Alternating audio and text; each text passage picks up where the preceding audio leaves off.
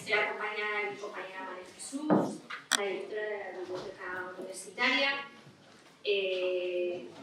En mi caso, trabajo en el área de exposiciones de la universidad, del Vicerrectorado de Cultura, y colaboramos mucho con la biblioteca. En un primer momento no hemos metido a Chus por diversos motivos, pero me va a acompañar en esta presentación. Vamos a hablar de proyectos en los que trabajamos en nuestro día a día y cómo han ido evolucionando también esos proyectos. Antes, Irache, a la que conozco gracias a la pandemia, como ya he dicho, ha estado remarcando el punto de que, bueno, pues que la pandemia nos ha obligado a trabajar de distintas formas que no estábamos habituados. Eso sí, el trabajo que habíamos hecho años atrás, al menos en el caso de la Universidad de Cantabria, nos ha servido para poder afrontar los tiempos más duros de la pandemia, pudiendo hacer actividades que de otra manera no hubiéramos podido hacer, y además nos ha motivado a meternos en algunos proyectos que estaban más o menos paralizados, y eso es un poco lo que yo os voy a contar un poquito. María Jesús luego hablará también de los proyectos en los que se han metido dentro de la biblioteca. Entonces, como os decía, la pandemia a muchos museos o instituciones culturales nos ha obligado a subirse al carro a veces de las nuevas tecnologías, porque recordamos aquellos momentos en los que no podíamos salir de casa y nos conectábamos a conciertos online, visitábamos museos que no conocíamos o algunos que sí conocíamos gracias a las visitas virtuales, y eso permitió que muchas personas descubrieran una oferta cultural que de otra manera a lo mejor no hubieran conocido. Entonces, bueno, pues es curioso. Y luego además también las redes sociales tuvieron una importancia muy grande, porque era una herramienta que era seguida por muchísima gente y además era el balcón o la ventana en la que muchas instituciones se asomaban para enseñar lo que hacían y en ese momento lo que habían estado haciendo anteriormente. Esto ha llevado a un replanteamiento muchas veces, en muchos casos, de las webs de estos museos o instituciones y de sus portales de difusión, pues porque la oferta cultural ha tenido que cambiar, ¿no? Entonces, bueno, una vez que hemos iniciado la pospandemia y nos hemos vuelto a poner a trabajar, como decía Irache antes, pues esto a veces hemos tenido que abandonar ciertas actividades que hacíamos. Por ejemplo, nosotros estuvimos haciendo en redes sociales todos los días publicábamos un post en donde hablábamos de nuestras exposiciones, de nuestros fondos, de nuestros catálogos, de nuestras actividades didácticas, y los seguimos durante los primeros tiempos en los que empezamos a trabajar, pero ya una vez que hemos empezado en el día a día esa sección que se llamaba Tu campus cultural desde casa, bueno, pues lo hemos tenido que abandonar porque no dábamos a más. Entonces, ¿esto qué nos ha permitido? Pues que ese trabajo que habíamos acumulado años atrás de digitalizaciones, de bases de datos, de recogida de información, bueno, pues nos ha permitido llevar un trabajo que de otra manera no hubiéramos podido hacer. Nos ha permitido una digitalización de fondos. Bueno, yo me pongo a hablar, como veis, hablo mucho y se me ha pasado poneros el PowerPoint. Como os digo, bueno, nos ha llevado a que, pues eso, que hayan cambiado nuestros hábitos de trabajo también, ¿no? Nos ha permitido esa digitalización de fondos que nos ayuda a realizar las catalogaciones o los inventarios de las piezas que tenemos en museos o en colecciones públicas o privadas. Hemos creado bases de datos, tesauros. Además, nos ha ayudado a contextualizar también los contenidos, nos ha ayudado a también hacer una conservación preventiva de muchos de esos fondos, porque estas digitalizaciones nos ayuda, por ejemplo, en nuestro caso, que tenemos una colección de grabado, nos permite que las copias TIFF en alta calidad nos ayuden a hacernos una idea de cómo llega esa pieza a nuestra colección y cómo va evolucionando el envejecimiento del papel o de las tintas a lo largo del paso del tiempo. Entonces, bueno, pues eso nos ayuda. Además, también lo que son las técnicas de digitalización nos permiten que la tecnología 3D nos ayude a hacer reproducciones de piezas que de otra manera no podrían ser expuestas en museos o en salas de exposiciones, dada su fragilidad. Entonces, bueno, esta aplicación de recursos digitales nos ha implicado cambios a la hora de trabajar, como os digo. Cambios no solamente en el consumo cultural, nos ha supuesto también unos nuevos usos de esos recursos y unas nuevas necesidades en las instituciones, porque claro, todo este tipo de técnicas están muy bien, pero si no tienes un presupuesto en el que puedas desarrollarlo, pues claro, nos obliga a que se generalicen y se hagan permanentes una partida de nuestros presupuestos para este tipo de tecnologías. Por eso hay que consolidar esas partidas presupuestarias en nuestros presupuestos. Además, nos ayuda, como veis ahí, a una renovación de nuestros contenidos y de recursos. Pero además, ¿qué pasa? Que como la tecnología avanza muy rápidamente, nos obliga a que nos tenemos que seguir reinventando continuamente porque tienen una vida muchas veces efímera. Dime. Lo pongo. Sí, perdona. Culpa mía. Perdona porque encima ayer con todo lo que te he hecho sufrir preparando esto. Vale, vamos a poner ocultar el moderador. Vale, pues como os decía, nos obliga a que cada cierto tiempo tenemos que cambiar, porque ahora podemos trabajar con una base de datos, pero luego, como hablábamos antes, cambiamos y nos metemos dentro de otra institución o de otro proyecto y resulta que hay que volcarlo en otro software, o las copias que teníamos de algunas imágenes las hemos hecho esto nos ha pasado a nosotros, las hemos hecho en su momento en el año 2008 con un escáner que no tenía una tecnología tan buena como la que nos pueden dar algunas cámaras actuales o algunos escáneres actuales. Entonces, bueno, esto nos obliga a que tenemos que ir reinventándonos, o simplemente las páginas web. Hace años había un modelo de páginas web que se podían hacer y ahora tenemos que hacer modelos que sean más atractivos para el público, que sean mucho más intuitivos y que nos permitan una navegación muchísimo más intuitiva, porque si no, el usuario a los 2 minutos dice esto es un rollo y no sigo aquí, ¿no? Entonces, bueno, pues nos obliga a reinventarnos. Y esto también nos obliga a que en nuestras plantillas tienen que haber unos nuevos profesionales.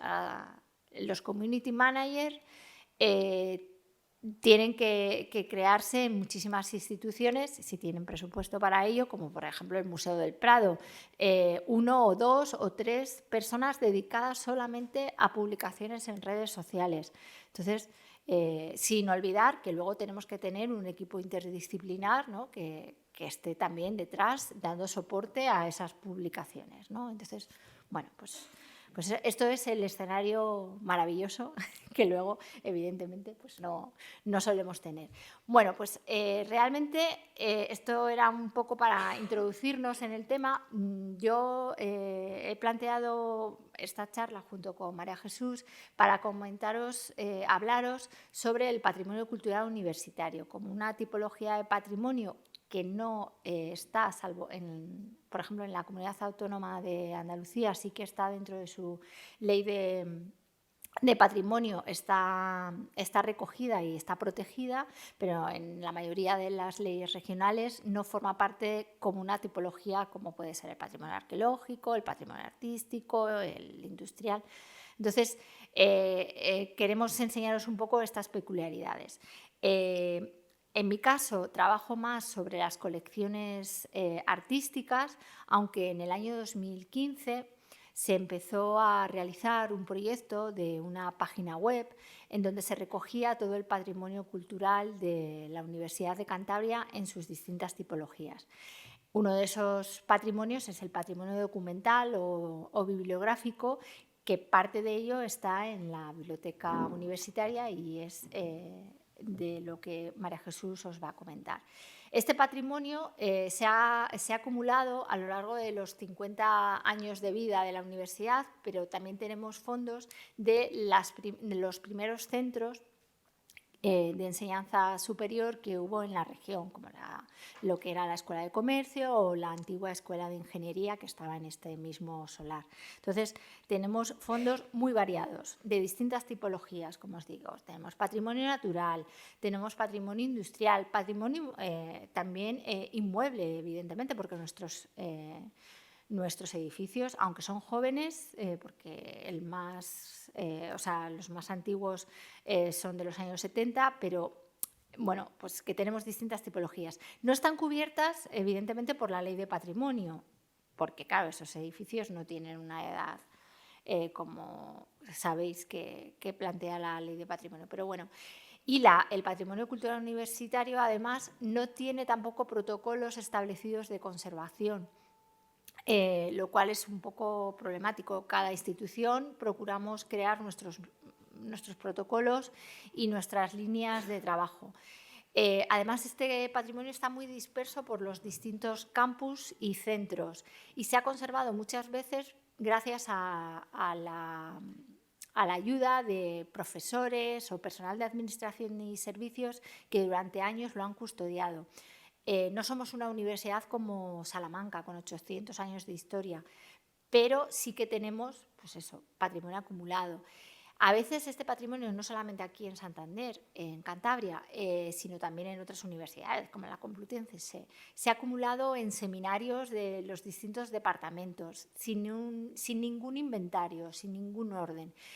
Y esto lo que nos ha obligado es que de repente a lo mejor había que hacer obras porque había que hacer nuevos despachos y ese patrimonio se ha tirado a la basura y se ha perdido. Entonces, un poco la idea del proyecto que empezamos a elaborar en el año 2015 era intentar que no se perdiera, que a fecha 2015, o bueno, los años siguientes, quedará constancia en un pequeño inventario, de más de 5.000 piezas actualmente, de los bienes que estaban, para que así se intentara concienciar al personal de la universidad que era bueno no deshacerse de ello, porque forma parte de nuestra memoria, de la memoria de la entidad.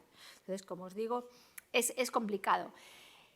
Para esto es esencial, para saber lo que tenemos, es esencial aplicar los recursos que os pongo ahí, las digitalizaciones, las bases de datos, porque lo que hemos hecho ha sido seguir lo que el Comité de Museos y Colecciones Universitarias del ICOM, que es el denominado UMAC, recomendó hace ya varios años una recomendación que indicaba que, como no había presupuestos en la mayoría de las universidades dedicadas a este tipo de patrimonio, pues era necesario que al menos se utilizaran los recursos digitales y las nuevas tecnologías para su inventario y catalogación.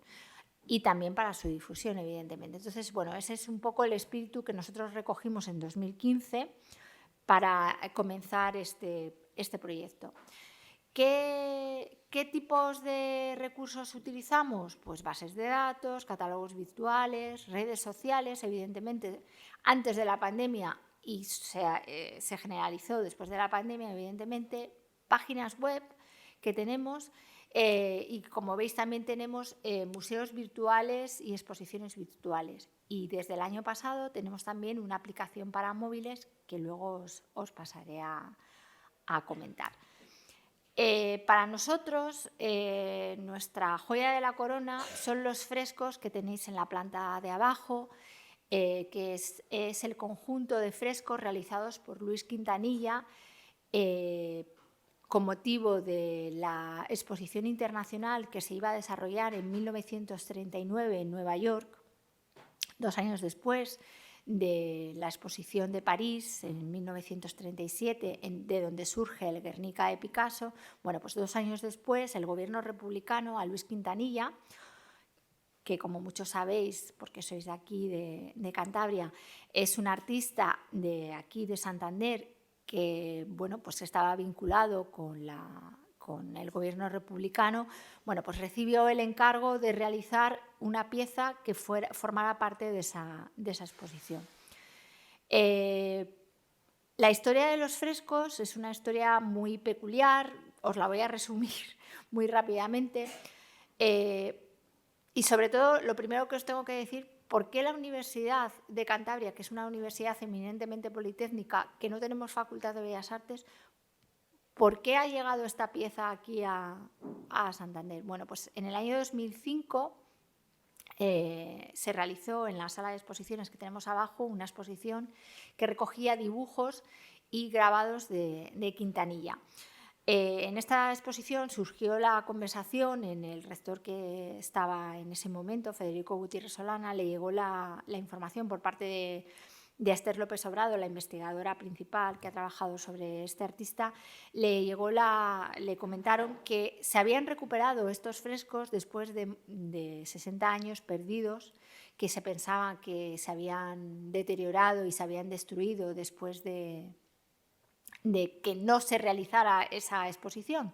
¿Qué pasó? Que Quintanilla, cuando recibe el encargo del gobierno republicano, viajó hasta Estados Unidos, a Nueva York, a realizar las piezas. Estamos hablando de paredes portátiles, son frescos, la técnica del fresco. Entonces él lo realiza allí y como la guerra civil termina y evidentemente el bando ganador no va a permitir que la obra de Quintanilla forme parte de la exposición, pues él los esconde después de haberlos expuesto en una exposición en un centro de artistas por la democracia que había allí en Nueva York.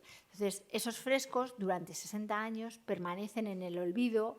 Quintanilla llega a decir que se han destruido, pero en los años 90 el profesor Green, un especialista en la obra de Quintanilla, los localizó en un cine del Village neoyorquino, formando parte de la decoración de ese cine. Era un cine de tipo alternativo que fue degenerando incluso en un cine porno gay y bueno, pues aparecen allí y esa noticia llegó al gobierno español, al Ministerio de Cultura, y se planteó la posibilidad de traerlos a España. Evidentemente no se pudo realizar. Y ya en el 2005 esa idea llega aquí a la Universidad de Cantabria y el equipo rectoral del momento consiguió la financiación por parte del Banco Santander para poderlos comprar al propietario de ese cine, que los había ya desmantelado del cine porque lo había cerrado y que estaban acumulados en un garaje sin ningún control. Porque claro, él cuando le empiezan a decir que si se los vende al gobierno español, claro, él dice, bueno, esto no sé lo que es, pero tiene que costar dinero, entonces no se deshace de ellos, ¿no? ¿Qué pasa? Que, bueno, pues que cuando se consigue esa financiación, consigue la gente que estaba, Javier Gómez, que era el director del área de exposiciones en ese momento, y el equipo rectoral consiguieron comprarlos, trasladarlos desde Nueva York y restaurarlos aquí mismo en el Paraninfo. Y desde entonces, desde el año 2007, porque hubo 2 años de negociaciones, forman parte de la planta de abajo, como os digo. Luego, si queréis, la podemos ver. Bueno, ¿por qué os cuento todo esto? Pues porque toda esta historia lo que nos supuso fue recuperar la vida de un artista o la historia de un artista que estaba completamente olvidado dentro de nuestra región. Quintanilla se marcha para hacer los frescos, pero ya nunca volvió a Cantabria. Vuelve a España después de estar exiliado en Estados Unidos y de estar también en París, y regresa a Madrid, pero pocos meses antes de que se hiciera una retrospectiva suya aquí en el Museo de Bellas Artes, fallece en Madrid y nunca volvió a Santander. Bueno, pues entonces, como os digo, hemos intentado recuperar desde el año 2005 la figura de este artista. Estos frescos son bien de interés cultural y, bueno, pues, ¿qué distintas cosas hemos hecho? Hemos hecho conferencias, hemos hecho exposiciones y a raíz de la pandemia, anteriormente ya lo estábamos preparando, pero con la pandemia nos pusimos las pilas y decidimos crear un museo virtual de la obra de Quintanilla, de la obra que tenemos depositada gracias a la Fundación Bruno Alonso, que son dibujos y grabados del Fondo Paul Quintanilla, del fondo de su hijo, y además recopilar un proyecto que nos permitiera bueno, pues también unir obras como los frescos o como obras que realizó en Kansas para la Universidad de Kansas o obras que están al lado del Guernica en el Reina Sofía. La idea era crear un museo que, como nosotros no teníamos presupuesto para hacer un museo físico, nos permitiera agrupar todas esas obras y dar un contexto a esa historia que él tuvo siempre como alegato intentando denunciar los desastres de la guerra y los problemas que tenían los conflictos bélicos en cualquier país, ¿no? De esta manera recuperamos su memoria, agrupamos las obras dispersas por distintos países, investigamos en la figura de Quintanilla, como veis ahí, contextualizamos la obra y trayectoria y difundimos nuestro patrimonio cultural universitario. Además, este museo permite bueno, pues, ver también publicaciones que estaban también expuestas, estaban también accesibles en otros fondos, pero bueno. ¿Qué tenemos? Os voy a enseñar un vídeo para que veáis un poco. Para que veáis. Está creado, es completamente una mentira, por así decirlo, es nuestra sala de abajo, pero reinventada, como vais a ver. Hemos creado 7 salas en donde el visitante va a poder navegar en las distintas salas, cada una con una temática, en esta que vemos ahora son los dibujos antes de la Guerra Civil y los grabados que Quintanilla realizó y que conservamos en el Fondo Bruno Alonso. Además, hemos creado vídeos en donde se recupera alguna de los fondos de los testimonios recopilados en un documental que realizó la Universidad de Cantabria con Iñaki Pinedo años atrás, en 2008, si no recuerdo mal. Bueno, como veis, os permite navegar en un espacio que no es real, como os digo. Vale, volvemos a la presentación. Hemos intentado que sea una experiencia inmersiva, porque nos estamos metiendo en ese espacio que no existe, con una navegación, como os digo, por las 7 salas y sus contenidos que sea fácil para el espectador, con una adaptación de los textos e imágenes para personas con discapacidad visual y además está en castellano, es accesible en castellano y en inglés. Los vídeos están subtitulados con entrevistas a distintos expertos o personas que han conocido a Quintanilla.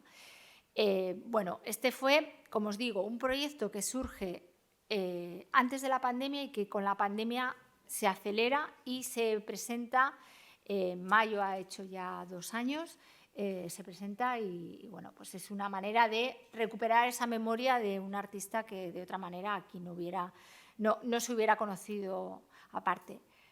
Después, el año pasado, en diciembre, hará un año, hemos presentado un proyecto que es una aplicación de guía de visita de los mismos frescos mediante realidad aumentada que nos permite ver, este edificio está abierto todo el día, no tenemos personal que esté para hacer visitas guiadas salvo a los centros escolares, entonces queríamos que aparte de un folleto o una hoja de sala existiera la posibilidad de, de ver estas obras contextualizadas con una audioguía, con el uso de la realidad aumentada que nos permite ver cosas que de otra manera no solos a lo mejor no podríamos identificar si no hubiera un guía con nosotros realizándonos la visita. En este caso, es un proyecto que, como estas jornadas se financió con una subvención del Ministerio de Presidencia, de la Secretaría de Memoria Democrática, y bueno, os voy a poner un pequeño vídeo para que veáis un poco la mecánica, si funciona el vídeo. Aquí. No sé si funcionará. No, espera un momento. A ver, esto es lo que pasa siempre. Ayer lo hemos estado mirando, pero se nos ha... Aquí. No, pues no. No sé por qué no me funciona, pero tenemos plan B.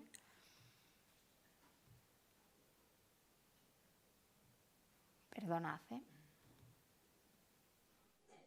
Apreciar en toda su dimensión la obra mural de Luis Quintanilla ya es posible. La Universidad de Cantabria ha presentado hoy una aplicación de realidad aumentada para dispositivos móviles que permite profundizar en la serie Ama la paz, odia la guerra, que se exhibe en el Paraninfo de forma permanente.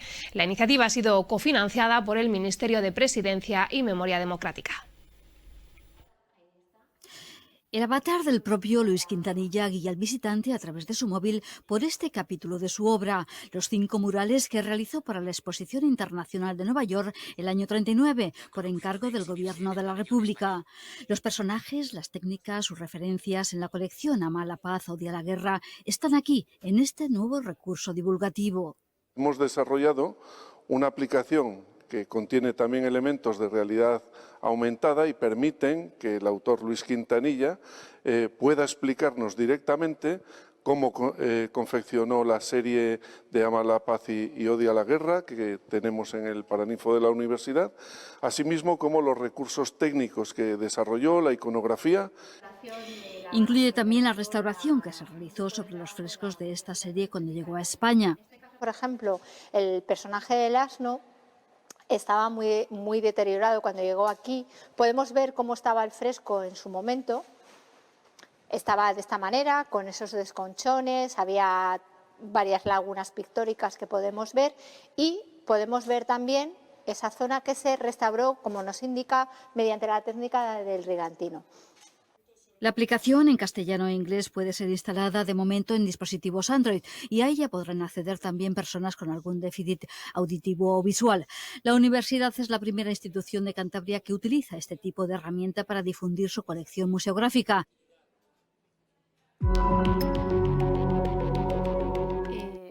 Como habéis podido ver, es una aplicación que ahora ya sí que se puede descargar en iOS para Apple también.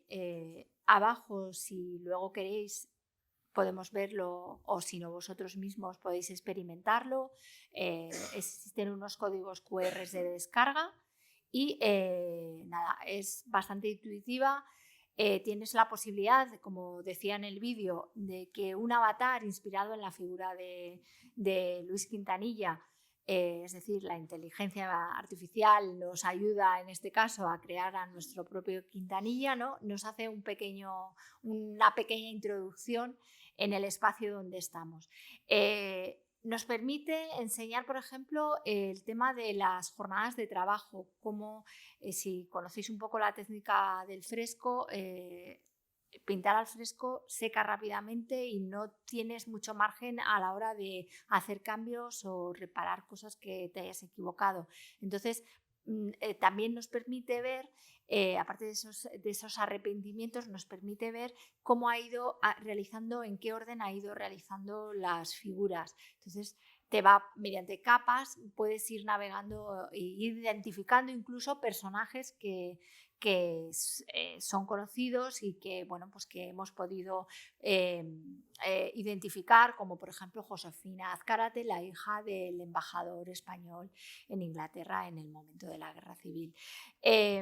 De esta manera damos una accesibilidad al público que de otra forma, pues como os digo, por falta de personal no podríamos hacer. Entonces, bueno, ahí tenéis los QRs y eso es un poquito lo que yo había pensado comentaros. Sí que voy a aprovechar, antes Irache lo ha comentado, el tema de que si os interesan estos temas de realidad aumentada, el mes que viene casi, bueno, en diciembre, la red de estrategias digitales de museos, que formamos parte, tanto la universidad como el Museo de Guernica, bueno, va a realizar un congreso en el Guggenheim de Bilbao y bueno, os lo queríamos mencionar. Si queréis más información, pues nos lo pedís, están abiertas las inscripciones. Como os digo, le paso la palabra a Chus y ella os va a contar lo que se refiere a patrimonio cultural universitario dentro de lo que son las tipologías de patrimonio documental y bibliográfico que gestionan desde la biblioteca. Hola, buenos días. Bueno, yo lo primero que quiero hacer es agradecer a Nuria y al vicerrector de Cultura, Tomás, por la oportunidad que me dan, porque justamente estas jornadas coinciden con el momento en que nosotros íbamos a presentar una especie de multiportal de patrimonio documental y creo que encajaban como un guante en la temática de esta jornada y bueno, les propuse encajarlo y aunque sea un poco fuera de programa, creo que no es fuera de tema y les agradezco mucho, eso vaya por delante. Porque una biblioteca, esta universidad es moderna, ya lo ha dicho Nuria, es muy politécnica, con una fuerte componente politécnico, aunque no sea exclusivamente. Y la biblioteca está volcada en la documentación científica, en la información científica y en los servicios universitarios contemporáneos. No es una biblioteca histórica, es una universidad joven, no tiene patrimonio documental propio anterior. ¿Qué patrimonio documental tenemos? El patrimonio documental que albergamos procede de donaciones y cesiones de archivos privados y archivos de empresas de interés local y regional.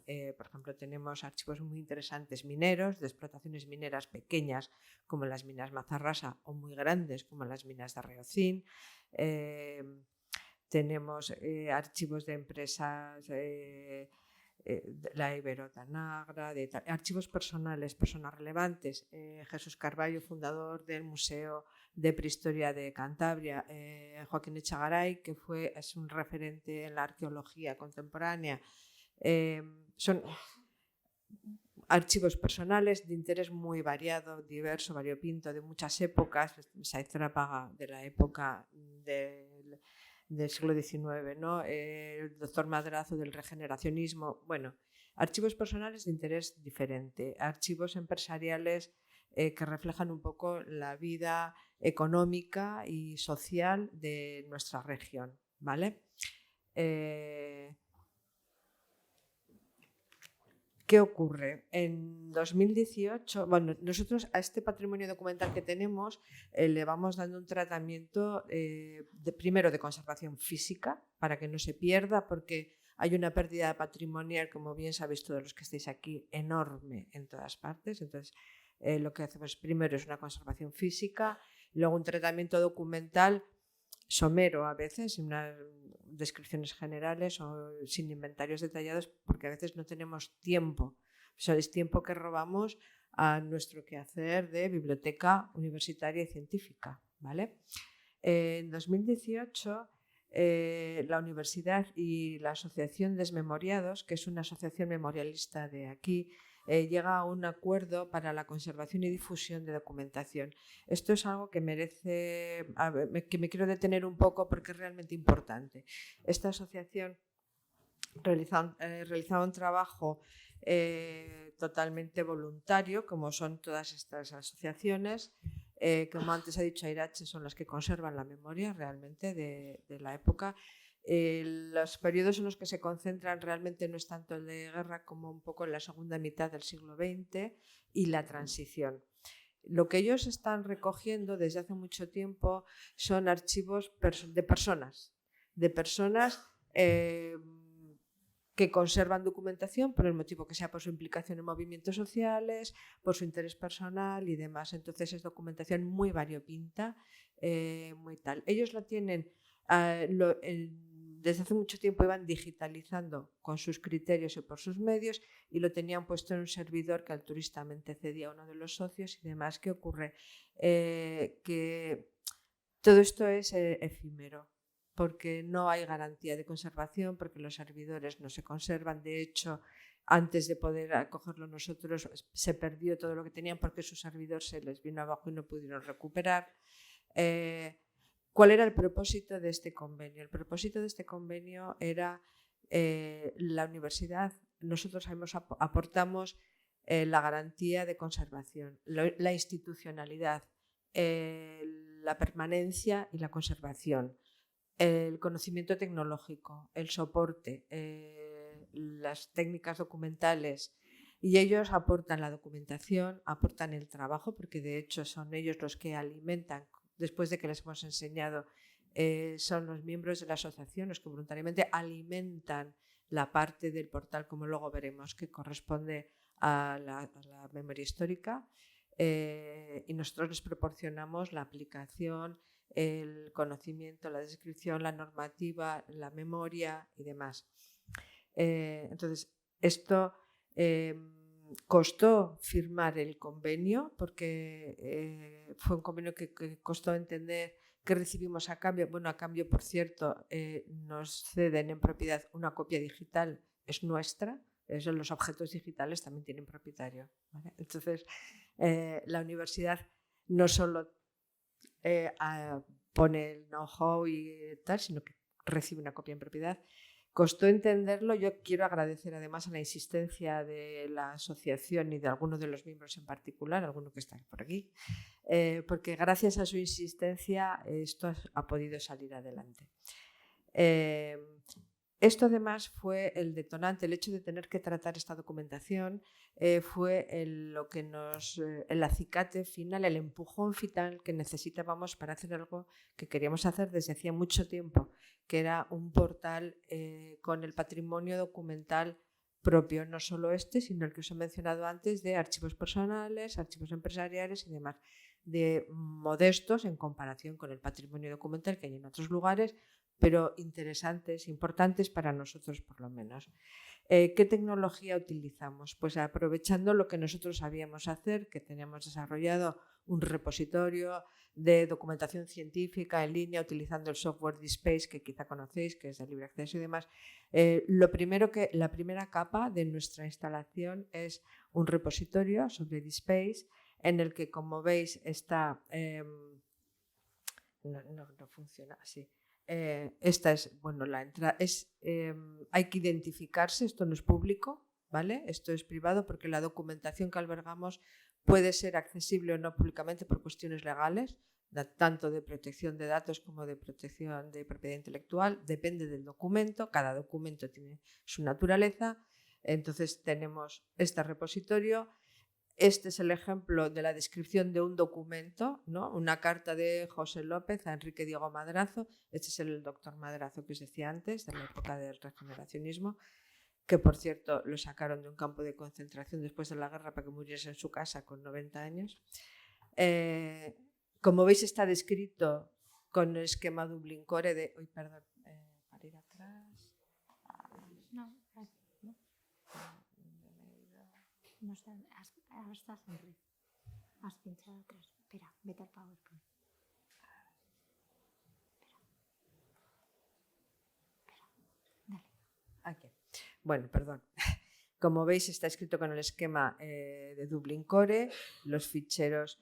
En este repositorio guardamos copias máster de conservación en TIFF de alta resolución, ¿vale?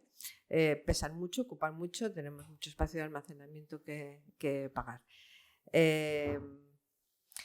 Y esta carta es esta, ¿vale? Esto es lo que hay por debajo. Esto, como os he dicho, no es público, es un archivo digital. ¿Cómo lo enseñamos? Por encima de esto, con el software OMKS, que lo conoceréis también muchos de vosotros, hemos montado un portal que hemos llamado UC Recrea. Hemos jugado nuestro repositorio de investigación actual es UC Crea y esto es UC Recrea. ¿vale? Son las dos patas de nuestra digitalización. La investigación actual, el conocimiento nuevo que genera la universidad y el conocimiento antiguo que la universidad está recuperando hacia atrás. Estas son las colecciones patrimoniales que tenemos nosotros. En este momento arrancamos con 65.000 digitalizaciones. Están los fondos, hay fondos fotográficos como el de Palazuelos, hay fondos personales como el de Carballo Fernández Navamuel, que fue un aviador, por cierto, durante la Guerra Civil en el frente Reynosa. Bueno, están ahí sus memorias, tal. De empresas como Agas Lebón, Pérez y Cía, que es una compañía transatlántica. No me quiero extender mucho porque sé que tengo muy poquito tiempo. Además de estas colecciones, tenemos dos portales especializados. Uno es el portal de la inmigración, porque uno de los archivos que tenemos es el de la compañía transatlántica, y en este portal de la inmigración están recogidos no solo los libros de embarque, sino también un buscador de pasajeros en el que están recogidos 45.000, se pueden buscar por nombre, barco, fecha, destino, 45.000 personas que embarcaron desde el puerto de Santander desde 1900 hasta 1960 más o menos. Las páginas están digitalizadas. Si tú tienes un familiar, de hecho nos han pedido muchas veces, nos han encontrado familiares y nos han pedido reproducción de alta calidad, por favor, lo puede hacer cada uno desde su casa si quiere, que decir, está disponible la página donde está esa persona, en qué fecha embarcó, con destino, pues no sé, Veracruz, La Habana, lo que sea, ¿no? En el vapor Alfonso XII, tal. Bueno, este es uno de los portales especializados que hemos creado, y el otro portal especializado es Desmemoriados, que es el que... porque... No, me sale el que no es... No importa. No importa porque lo alcanzamos desde aquí. Desmemoriados. El archivo de Desmemoriados es muy heterogéneo. El origen, como os he dicho, son colecciones personales que a su vez son muy heterogéneas. Entonces no está organizado por esas colecciones personales, sino por temática, ¿vale? Sus colecciones son temáticas. Luego el buscador, bueno, para todo esto es un expositor, no es una base de datos. Entonces el buscador es, bueno, pues más o menos rudimentario, pero bueno, útil. Hay cosas, a ver si me sale. Hay una colección bastante curiosa de pegatinas que proceden de la colección de una persona. ¿Os acordáis que la pegatina era un soporte de propaganda y actividad política en los años 70 y 80 fundamental? Y de ahí tenemos digitalizados varios cientos de pegatinas que había atesorado, ¿no?, esta persona. Bueno, es una cosa es interesante, es curioso. Tenemos ahí unos 2.000 documentos en este portal ahora mismo, ¿vale? Además de estos portales, bueno, el portal Desmemoriados incluye una primera exposición de presentación de cuál es su contenido, y nuestro portal Recrea incluye ahora mismo dos exposiciones temporales, porque esta aplicación permite hacer exposiciones también. Dos exposiciones temporales, una sobre Soldevilla, llamamos, que era una antigua fábrica de sacos de yute que tuvo su importancia en Río Corvo, aquí en Cantabria, hasta la invasión del plástico. Fue muy importante, estaba en la ruta de la salida de la harina, ¿no?, de los molinos de Castilla hacia el embarque en el puerto. Y el otro es una exposición sobre los periódicos embarcados, porque en el archivo de la compañía transatlántica tenemos ejemplares, y sobre esto hicimos una exposición física y hemos mantenido una exposición virtual porque en los viajes transatlánticos imprimían periódicos. Es un material bibliográfico muy peculiar, raro e interesante. Y entonces, bueno, también tenemos una exposición temporal virtual sobre ese tema. ¿Cuál es el futuro? A ver, nuestra previsión es, por la parte recrea nuestra, digamos, de nuestros fondos, seguir creciendo, tanto digitalizando fondos, que todavía tenemos mucho trabajo que hacer, como bueno, por la llegada, esperamos, de nuevos fondos, de que se animen fondos locales, personales o empresariales o de lo que sea, institucionales, visto que lo sabemos tratar más o menos bien, que nos lo sigan donando.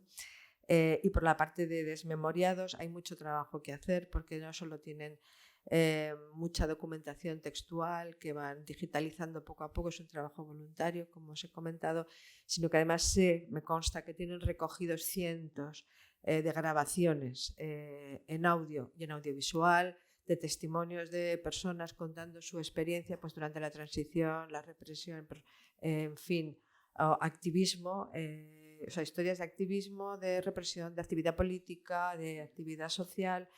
Y todo esto son soportes analógicos que se deben digitalizar. Lo que nos falta son manos, son recursos y bueno, es una tarea que está por delante.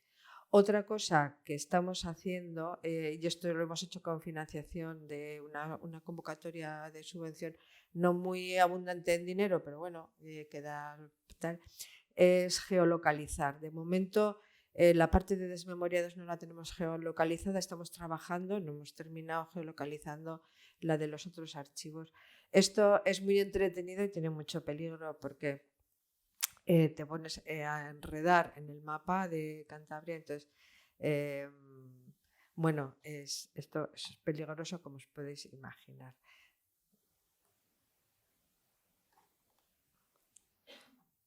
Esta pantalla es pequeñita, pero por ejemplo, si nos ceñimos aquí, ahora está todo, si nos ceñimos a mapas y planos, bueno, están todos en Santander, porque estos son los que corresponden a la compañía de Gas Lebón, cuando se hicieron las instalaciones. Tal. Hay cosas muy, muy bonitas. Por ejemplo, este plano. ¿Vale?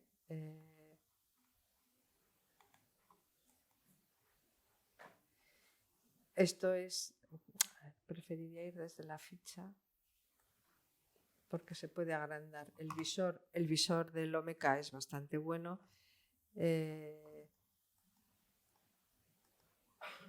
Y se puede agrandar, como veis, aunque aquí la imagen es un JPEG de muchísima menos resolución que el máster, aún así la calidad es buena. Como veis, se lee perfectamente. Para los que seáis de aquí, os chocará, como me ha chocado a mí, ver que lo que hoy es la Plaza de Pombo se llama Place de la Liberté, ¿vale? Es el Boulevard de Pereda, la Rue du Martillo. Bueno, no me enredo más, pero como veis, esto tiene muchísimo peligro para enredarse. Os quiero dar las gracias, quiero agradecer a la Asociación Desmemoriados la lata que nos ha dado y que nos ha permitido llegar hasta aquí. Gracias a ellos no solo hemos hecho su portal, sino el nuestro. Durante un año esta asociación consiguió una pequeñita financiación que nos permitió que 2 personas introdujeran datos. Por eso también pongo aquí su logo y, como os acabo de comentar, con una pequeña subvención del Ministerio hemos hecho la geolocalización. Y agradezco, por supuesto, al vicerrector la oportunidad. Y esto es lo que estamos haciendo con el patrimonio documental y la memoria en la biblioteca.